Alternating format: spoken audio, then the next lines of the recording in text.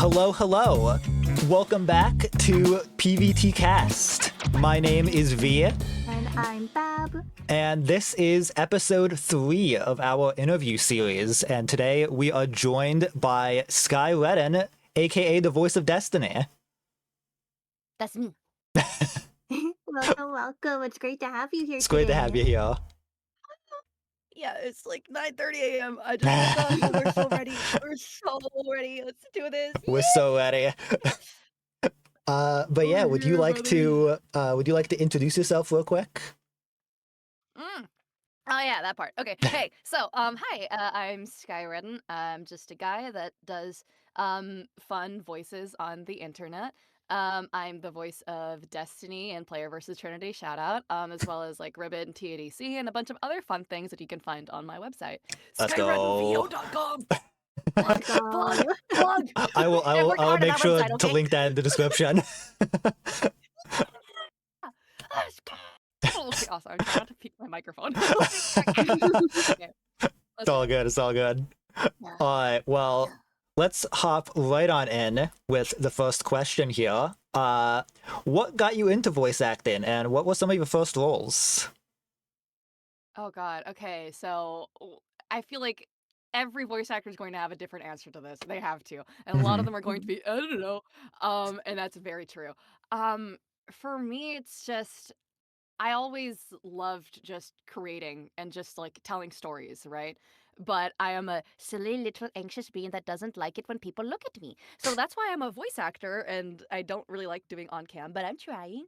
But the two things that I'd say got me into voice acting and just, helped me realize that this is a thing you could do. Were Sea Dog VA's voice actor react series. That Oh. series, like I used to watch that religiously over and over and over again as like a freaking ritual before I like record anything. Because it's just one of those things where it makes you realize that like, oh, this is a thing, this is a job that people can do and can have fun with. And the second one would be Alex Lee Zenitsu's VA Draws series. Like these are all like 6-year-old series, right? Because it just showed me that voice actors are just a bunch of silly little goofy goobers that are just a bunch of nerds and dorks screaming into a padded room and getting paid for it. Pretty much. I love That sounds like fun. I like that. For my first roles, oh man, I don't even know. Um, they're both audio dramas. The first one I'd say like my first lead role was Dana Leo in Kind, an LGBTQ plus noir drama thing. It's a really really long title, okay? And it's just got such like fabulous dialogue, and it's one of those things where I recorded it in a 30-foot high ceiling concrete room with like the worst sound treatment. But it just made me realize that I didn't have to think too hard about being another person or another character. It's just I can just be a different facet of myself, and Yeah. I think that's what was really Mm. fascinating to me about voicing in like noir audio dramas. So that's my first role, I think. Nice. Wow. Yeah. Our next question is, what advice would you give to someone aspiring to be a voice actor in the indie animation scene? Oh god, girl. Okay, all y'all gotta do is just make friends, okay? Genuinely. It's like, just make friends, talk to people. It's gonna be scary and sometimes you're gonna get burned, but it's okay, you know? That's really what quote unquote networking is. It's just you take a genuine interest in the people around you and the projects you're on, and you just try to remember everyone that you work with to the best of your ability because you never know, right? And like these people are going to continue to exist even after you like record for like their project, whether it be an audition or, the final like recordings themselves. It's just if you take a genuine interest in the art that other people create with your voice or even surrounding it or just in general, right? Good things will happen to you, especially in the indie animation scene, you know? Um, like if you see like certain voice actors that you hear all the time, right? you know exactly who I'm talking about. Multiple voice actors that you just hear everywhere, like every indie animation ever, my beloved, okay? The reason that they're there is because they're just fun to work with. They get in the booth, they get it done, they shoot some shite. I think that's still a swear, my bad. They're just a joy to work with. You know, the goal is to be fun to work with. Right? That's it. Just have fun, make friends. It's not going to be sunshine and rainbows all the time, but that's okay. Just learn, learn, learn. Yeah. That's my advice. Yeah, I mean, I think I added this to like every response I've Yeah. gotten so far to this question, but indie creators are so nice. Like that's the thing that I yeah. learned, like getting into indie animation, is that like so many people who work in the indie animation scene are just very nice and like willing to help you with things. So like don't be afraid to ask people for help. And often terminally anxious. That too, that too. Absolutely. I feel like one of the biggest hurdles with just interacting with people, especially artists, you know, it's just like, how do you become unintimidating? It's so difficult. I don't know. Like people like think of me as someone who's just really intimidating, and like I get it, man, I get it. Rawr, fear me, but like I'm trying, man. Like voice actors are also just people, and often we just come in at like the tail end or maybe even just like the beginning of a project for something so small like for like such a like small period of time, and then we just like skedaddle, so it's like we're part of the production but the same, so you're gonna be finding just a lot of people, and just try not to be overwhelmed, I guess, for Yeah. a aspiring voice Yeah. actor. Yeah, just remember that no matter how scared you are to interact with other creators, those creators are just as scared as you are. Exactly. Like think of them like the little like the humble spider. You may fear the spider, but the spider likely fears you to Oh an my god, that is existential extent. so true. So true. Oh my gosh. All right, well, Yes, yes. our next question, considering Play vs. Trinity is a very video game centric world, how much of a gamer are you? And what video games would you say are your favorite? Oh god, how much of a gamer am I? I don't Yeah, okay. As a femoid presenting person in the gaming space, it's a bit difficult to call myself a gamer. Just because it's one of those things where I am always afraid that if I call myself a gamer, am I truly a gamer? Like what does this who defines gaming? Rah! But I like to consider myself someone who partakes in games. I enjoy the gamings. I mean, growing up in the Philippines, it's one of those things where finding games, especially games that I can afford, and Mm. consoles I can afford is like difficult, It's like we had like one like Xbox, right? And then my mom would hog that all the time. And then we had a PlayStation another time, and then my brother would always hog that. And like I'm over here sitting with like a laptop playing League of Legends with 300 ping and 12 FPS. And like that's all I had. It was just League of Legends and Pokemon. That was it growing up. So I'm gonna have to say my favorite game is definitely gonna be Pokemon Mystery Dungeon Explorers of Sky. Oh, That let's Oh, let's freaking go. game go. That's is my so good. favorite game. It's Oh so my good. god. Right? It's good. It's a freaking cult classic for a reason. Okay. Amazing. I never So beat I'm Primal gonna write a Dialga, but story that like game's that. great. Yeah, dude, so good. Okay, like y'all, okay, you gotta play. Okay, I'm gonna go really close to my mic. If you haven't played Pokemon Mystery Dungeon Explorers of Sky, you need to right now. Like, yes, the dialogue is written for children, but guess what? It's okay. It's okay. All right. The story itself is like something that you can enjoy at any point in your life, especially like the other episodes that you get into. Just so like I don't know, man. I guess like I'm a gamer in terms of like I really, really value the potential for games to tell stories. It's such a fascinating medium for these things. It's so good. But coding is hard. I don't know how. Yeah, Yeah, does that answer your question? yeah. I used to mess around with a free version of Game Maker as a kid, Yeah. and I never figured out coding. I I found YouTube tutorials and copy pasted their code because I could not comprehend most of it. For real. We all start somewhere, you know? Exactly, exactly. At a certain point, like, wait, okay, now I have a question for you. Where did you go from, like, let's try doing this, like, free, like, game making thing into animation? Where did that transition happen? Oh, so yeah, as a kid, my brother got Game Maker, and then I started using it as well. And that kind of led to just me like messing around, never like actually uploading anything. Like I didn't even like really use the internet outside of YouTube at that point. I was like, God, I was probably like 11 or 12 at that time, just like copy pasting code that other people made. And like I've always been into art, and Yeah. I then like eventually I'm pretty sure I literally just got like a new computer that didn't have Game Maker on it, and I was like, oh well, I don't have Game Maker anymore because it's updated to a new version, and the free version of that sucks. So I Yeah. eventually got into like trying to make comics.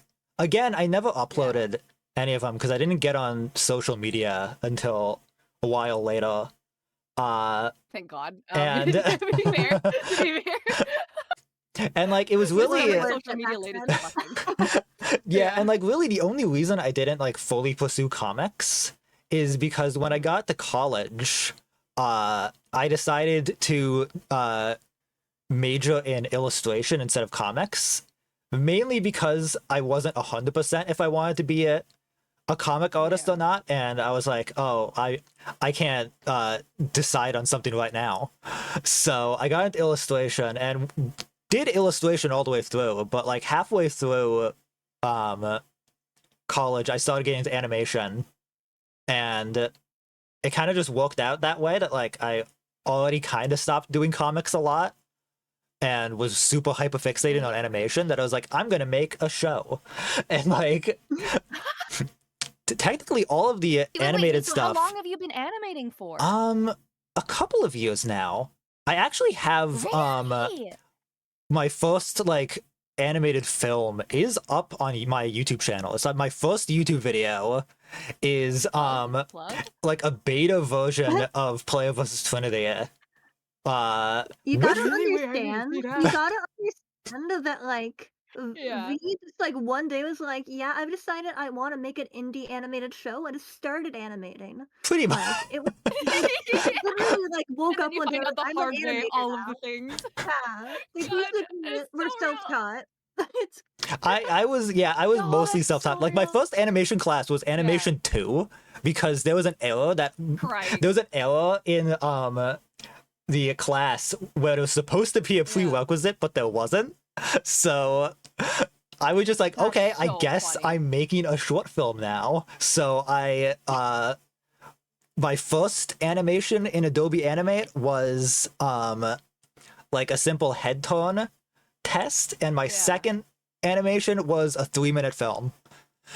So, Are you seriously wait, so did you just like skip the bouncing ball thing? Did you I just mean, skip that phase no, entirely? I did that on Flip a Clip on my DS like a year prior, and like I animated on Flip a Clip for like a year or two, and then I moved to Adobe Animate, Yeah. and then I made a film. So like. Oh my God, you're It just just- like freaking like hop, skip, and stepping over all these steps. It's so silly. I love that. But yeah, I mean, No, I'm yeah. still somewhat proud of that first film I made, more so for the fact that I actually made it than anything. But like, you know, No, exactly. it's not voice acted. It has only video game music because I didn't know how to make music or like Valid. know anyone who made music. And it valid. is technically fully animated as opposed to being an animatic, but it's mostly still frames because I got very lazy in like the second half.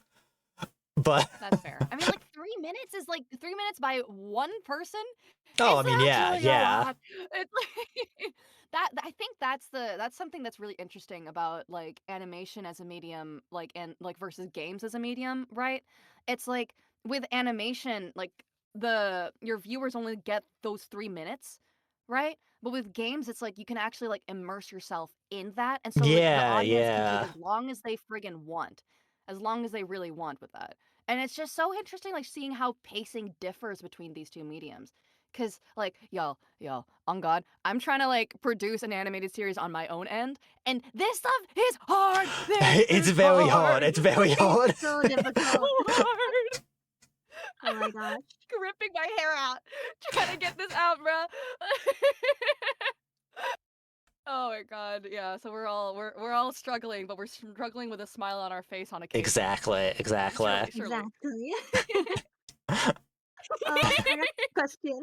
Our Yeah. next question is, what do you like most about your character in Player vs. Trinity? So what's your favorite thing about Destiny? And just overall, what Okay. has been your favorite part of being in Player vs. Trinity?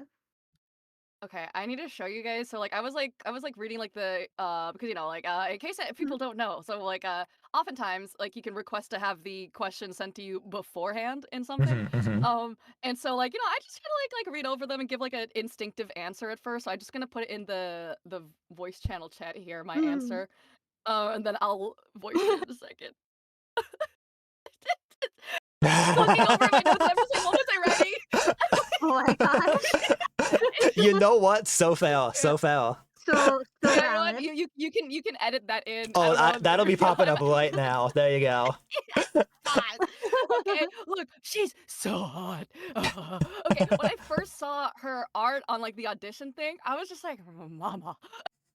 Like hello, and then like I started reading her lines and I was just like, dude, Destiny seems like such an interesting character because she's someone who like appears like she like maybe like is like flippant or doesn't care, but she does care. She's just like she just strikes me as someone that like chooses where she puts her energy wisely. Within the animatic herself, like she has like a really cute moment at the end where like she kind of like walks up to Trinity and is just like, hey man, like that was kind of funky. Good thing you did that. I'm gonna help you out putting it back, your shirt back together later if you want. And I was just like, oh, that's so cute. That's such a cute little character moment. Like, I love her. And she's also just so fun to voice because she's just my just regular voice just here. She's like over here, and I'm just gonna do my job and I'm gonna get out, you know? And she's so real for that, honestly. I could never. Okay. Okay, I'm too neurotic, okay, to be Destiny, but Destiny is who I want to be, okay? Someone who's just like, you are all insane, and you know what? That's okay. We'll make it work. Okay, like, we'll make it work because we have no choice but to, okay? And I love her. So I think all of the things that I've just mentioned, including but not limited to the thighs, are like my favorite parts about Destiny. And she's just got such a cool name, like Destiny Gray. Like, okay, Miss Thing. You were born to serve cunt. Excuse my French. No, I so love her. so true, so valid. Yeah, and like with Player versus Trinity, like in general, it's just like I just love the art style. It's so cute and bubbly, and I just love it. Like I feel like I can like grab onto it. Like I love the style of the rendering. It's like Newground style in the best way possible. You know what I mean? It Yeah, just feels yeah. very comic book video game, and I just love it. I love it. I just think the art style is just dripping with it. Oh God, so tasty. I want to eat your art, dude. I want to eat it. Like I'll get comments sometimes asking like for where my inspirations come from for like my art style, but I always hate trying to come up with an answer for that because 90% of the time it'll be like, oh, where did I come up with like how I draw eyes? I don't know. I saw a drawing on Twitter one day and I was like, I'm gonna do that. Like I feel like so real. I feel like people always have like specific artists that they point to, and like I probably have some I could point to, but a lot of things are really just like I saw art on Twitter and it was like I'm gonna do that now. And yes, you're stealing like an artist, as you should. Okay, this is how it works. exactly. Yeah. It's like if you know what you want and you see what you want, you're just like, huh, that's cool. I'm gonna take this and morph it into my own thing. That's awesome. Like I just love seeing how like people's like styles develop. So I'm always so Definitely, sad when yeah. artists like delete their old art. I'm like, hey, I get it. Like maybe like you're not proud of it, but I'm proud of it for you, brother. Like, come on. Oh gosh, love it, love it, love it. Yeah, I mean, I've probably only deleted a little bit of art. I mostly archive it nowadays, but there's definitely a few older things where I'm like, I don't want to have to look at this anymore. That's real. It's just like I'm just looking at this. I'm just like, this is not me. This is not anyone. This should not exist. I get that. With some of my old auditions, like I've had to stop myself from deleting like everything. If people find my old auditions for stuff, no, you didn't. Just put it away. Put it away. Run away. But yeah, there's that. That's that. But anyway, we have one more question for this interview. Special exclusive We have a special question. exclusive question that we have for each voice actor we interview. And this, honestly, us, not to go behind the scenes a little bit, but us delaying this by like a week honestly worked out pretty well because there's now a little bit more we can talk about. True, actually. Yeah. So, as you know, you are also the voice of other characters. More prominently, more recently, the voice of Ribbit in The Amazing Digital Circus. So, obviously, I cannot get you to like give us leaks or teasers or anything. I'm not going to do that. But what I would like to know is what has it been like being thrusted into such a huge fandom and playing in a character that's so important to so many people? I'm gonna be real. I just try not to think about it sometimes. I'm just That is fair. That is fair. Because like no, because I was a fan of The Amazing Digital Circus before I became a voice actor. Or like actually going back to the very first question, one of the things that got me into voice acting was the freaking TADC like pilot. Like I remember watching that and thinking like, damn, I want to do that. And like a month after that released, I like picked up I picked up a mic. I accidentally got an XLR version instead of a USB because I'm a dumb baby. Picked up an interface because I'm a dumb baby. And started recording, and that's really like where it all started. And so like when I got the audition for Ribbit in my inbox, I was like, you know, because I was just like, I remember Gooseworks posted one thing about Ribbit on Tumblr like a year ago, you know? It was just it. And I remember trying to like deep dive like no life like Ribbit for a long time, and I was just like, there is no information on this girl. And when I booked it, I thought that I did not book it at all. It took months for them to get back to me. Okay. I know I'm going a little bit off of like the beaten path of the question. I'm sorry, but please, I have not been able to talk to anybody about this at all, okay? Because I have the most insane NDA ever. Okay. Yeah, no, I will not get you to leak anything, don't you worry. No, it's funny because usually it's like when you are announced as a character, you get to talk about the character. I can't even say the voice I used for Ribbit. I can't even it's not often. talk about anything about that. Glitch has been so wonderful to work with. I love the people that I've worked with so far. They're so awesome.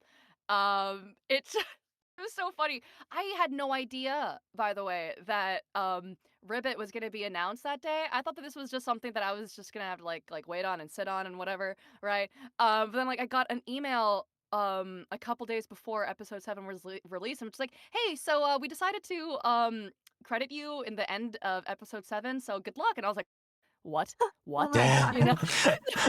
Yeah. Okay, Like sure. I saw So, like, I saw your Yeah. post after the episode came out, and I was just like, wait, what? Huh? Wait, hold on a second. Me too, man. Me too, girl. I got confused.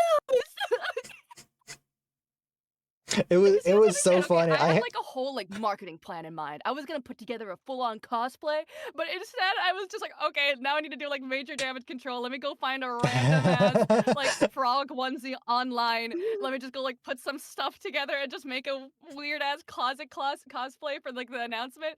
And it's just like I remember like I was up for like 36 hours Oh my God. before episode 7 released, just trying to like get things together, you know, because it's like this is like and it's the funniest thing because I've seen people online be like just like so why are you so excited for saying a bunch of nothing, and I'm just like because I love this I love Digital Circus. I've been a fan for a long time.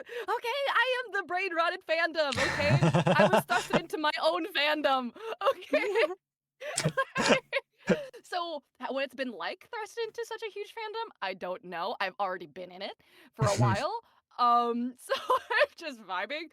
playing such an important character to so many people. It's so funny that Ribbit is important to people because while I think that's awesome, it's also like, y'all, nobody knows anything about Ribbit yet. Nobody knows anything. Like, I'm so glad that people like are able to like get attached to like these like headcanons and ideas they have for Ribbit, and like based off of like, you know, the few little morsels of information we have on them, it makes me so happy to see people's fan theories on them, and I'm just being like, I see you, I see where your head is going, and also to know where I see where you're completely wrong. Yeah.